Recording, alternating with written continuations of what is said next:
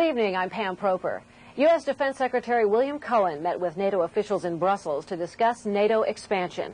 After meetings at NATO headquarters, Secretary Cohen traveled to Shape, where he attended a ceremony in which General Jowan presented Russian General Leonty Shestov with the Legion of Merit.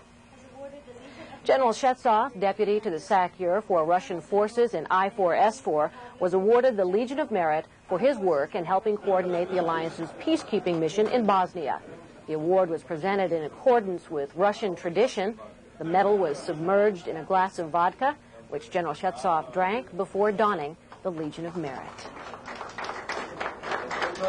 Prior to his Shape visit, Secretary Cohen met with NATO defense ministers in Brussels to present the American decision to limit the first wave of expansion to Hungary, Poland, and the Czech Republic. The U.S. defied most of its NATO allies with the announcement. While those three countries had long been the leading candidates to join the alliance, 9 of the 16 NATO members had also favored including Romania and Slovenia. JCS Chairman General Shalikashvili defended the U.S. decision, saying that the alliance should draw other applicants steadily closer, enhancing the PFP program. Well, the United States Army celebrates its 222nd birthday this year. Specialist Matt Kennedy has more on the celebration here at Shape. The birthday celebration began with a stirring account of Army traditions, stories, and history. The Army was there at the birth of our nation 222 years ago, and today it still stands as a shining example to the world in the course of liberty.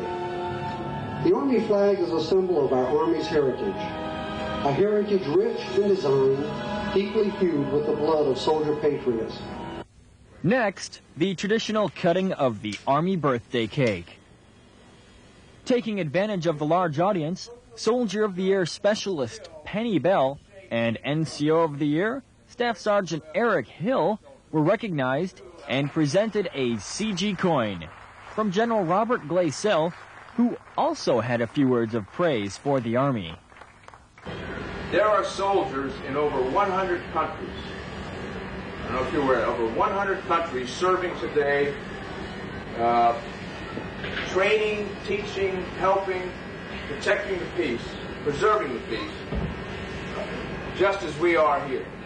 After the ceremony, the Shape Band struck up some tunes and the party began. Free food and drinks for everyone. Reporting from Shape, Belgium, Specialist Matt Kennedy, AFN News. The British forces have inaugurated a new radio station here at Shape. BFBS began broadcasting with an on-air ribbon-cutting ceremony. Brigadier Hedley Duncan, the national military representative for the United Kingdom, and Peter McDonough, director of British Forces Broadcasting, performed the honors. Staff Sergeant Nick Hawkins had been campaigning for an affiliate at Shape since 1994. First and foremost, for a news point of view, it's handy to have a reporter here to be on the case straight away. So, and also entertainment. We like to keep our listeners informed, as they do on AFN. We've got 2 totally different types of audience, and it's nice that we can keep our audience informed as well. The bulk of BFBS programming is broadcast via satellite from London and Hereford, Germany. Congratulations, BFBS Shape, FM 107.7. The 80th ASG held its quarterly town hall meeting this week. Specialist Matt Kennedy has a rundown on the issues. Anyone can attend the meeting, and those who do get an insider's view of what's going on at Shape and Chevra. One item of interest brought up by the military police is the increase in shoplifting and vandalism, also the stiff penalties of such activities. Belgian taxes are always a popular topic of debate, and audience members had many questions about tax relief and what taxes were mandatory or exempt. The idea of getting a Stars and Stripes paper machine on Shape was brought up, then quickly shot down. Someone brought up the idea of getting commissary shopping carts capable of holding 2 children. A commissary representative is looking into it. Also, the Oriental restaurant at the PX is closed indefinitely. The AFIS manager is working on getting a replacement restaurant. And finally, the topic everyone was interested in, cost of living allowance or COLA. Finance representatives explained to those present how the system works, and most people's questions were answered. The next town hall meeting is scheduled for around November and, as always, should be very interesting. From Shape Belgium specialist Matt Kennedy, AFN News. 3 years ago, women from Partnership for Peace Nations, stationed here at Shape, began meeting to learn English. Those meetings evolved from basic lessons in diction to a group project in needlework. I really felt like the Lord laid it on my heart to start a quilt, to have a good memory of the time that we'd been together. All these ladies had come and they had nothing, and they found a home, and they've had to find furniture here, and they've just established everything they needed to here. And we wanted to remember those original representatives, because the ones who come afterwards, it'll be so much easier for them. I would like them to remember those people who were here first, and to realize that they paved the way for the ones who have come afterwards, and they broke ground that has helped everyone else that comes after them. No matter where we come from, we're so much alike, and it was really special to meet each of them. I would love to visit every single one of their countries, because the way they described it, it's beautiful. Every single one's beautiful.